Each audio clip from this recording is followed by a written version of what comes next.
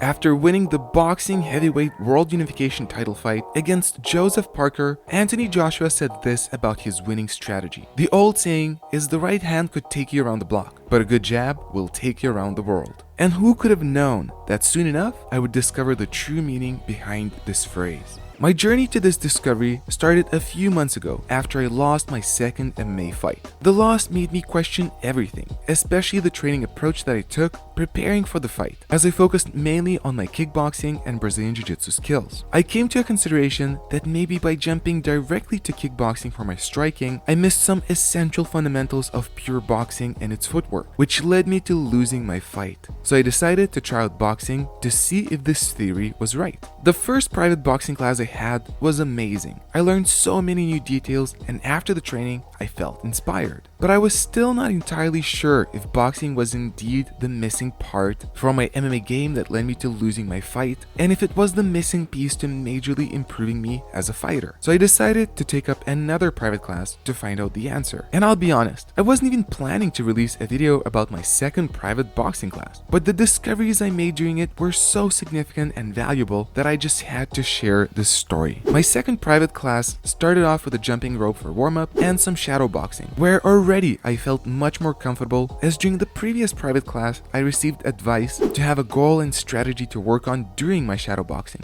So this time I wasn't just throwing random strikes around, but instead I focused on my jab and keeping my shadow opponent away from the center of the ring. My coach then directed me to do some work using a rope, working on bobbing and weaving and striking, where I was asked to add more speed and focus to my strikes. But overall, I already felt much more comfortable here as well than during the first class. Yet then, we moved on to do some bag work, where a lot of my flaws from my previous kickboxing training started to appear. First of all, the coach pointed out that I was too close to the bag when I was striking it. This was evident by the bag swaying back and forth as a result of me pushing the bag away from myself when I extended my arm fully from a position too close to the bag. This was already something that made me reflect on my second MMA fight, where not only did I have difficulty feeling when my opponent was close enough for me to reach him, but I was also surprised when he was able to reach me, proving that I indeed needed to work on my distance management, and this was a great opportunity to do so. Many of my strikes themselves were also far from ideal. To begin with, I learned that I was not moving my head out of the way enough when I was striking, a flaw that made my head an easy target in my second fight too, and something that my MMA coach pointed out as well, but here I finally had a chance to work on it directly. My coach explained that I was also adding additional unnecessary movements such as overturning during my strikes, something that made me open up to my opponent's attacks. Not only that,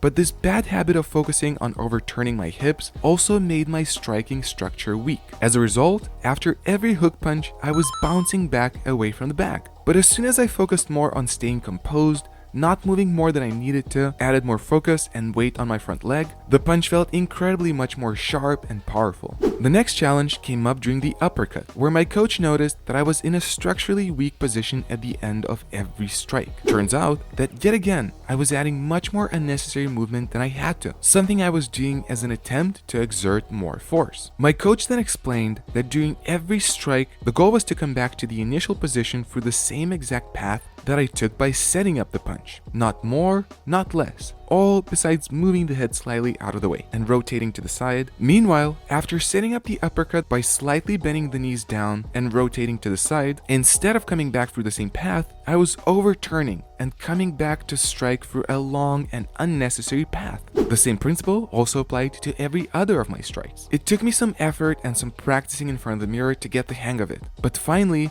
once I realized what the coach was explaining, the uppercut and all of my strikes started to feel much more sharp, fast, and powerful. And the craziest thing was that in order to achieve this result, I needed to do less, not more. Then finally, the jab came up. As my coach gave me an opportunity to freely work on my striking on the bag, he noticed a fundamental flaw in my approach. He explained to me that I was adopting an approach he often saw in kickboxers, where they would enter, throw a few strikes, and then move out to wait for another opportunity. Instead, the boxing approach was to always keep moving, occupying your opponent, constantly striking while staying at a close enough distance, using fast combinations, and connecting all of your movements together. And that's where the jab came in. As my coach explained, some of the best boxers in history, almost in all cases, used to be masters of the jab. No wonder then, my coach quoted Anthony Joshua saying, "The right hand could take you around the block, but a good jab will take you around the world." Since a good boxer constantly keeps throwing out the jab for multiple reasons: to measure the distance, to touch and occupy the opponent, to set up combinations, and also, of course, to do damage. Meanwhile, the main reason I was throwing the jab was mostly to attack and to try to do damage, and I was doing that scarcely. Then, during my combinations, I was doing the kickboxing thing of entering, throwing out a few strikes, and then stepping back to wait for another opportunity.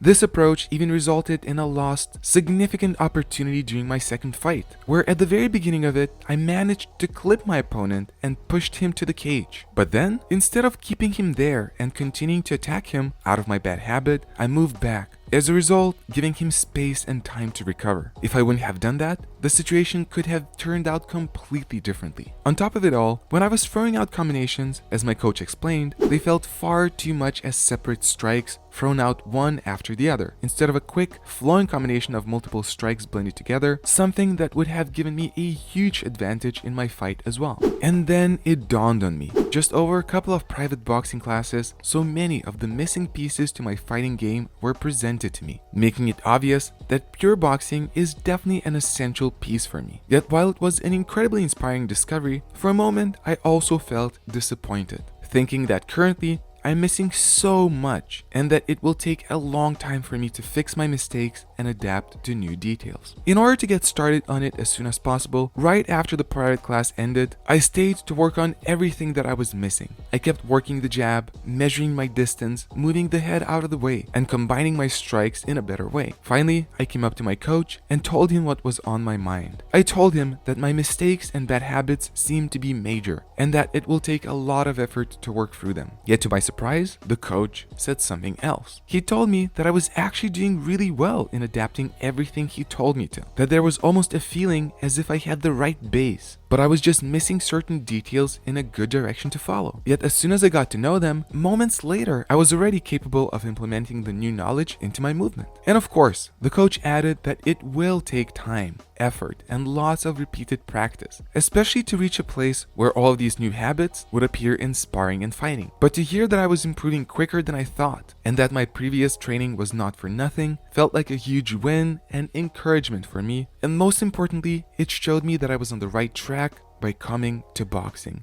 And this was by far not the end of my boxing journey, as for the next time, my coach agreed to spar with me to document my very first boxing sparring, and he told me that he will also invite some of his better fighters of my size for me to try myself out against them as well. Meanwhile, if you want to see my second MMA fight, click on this video right here. Thank you for watching, and as always, I wish you to own your journey.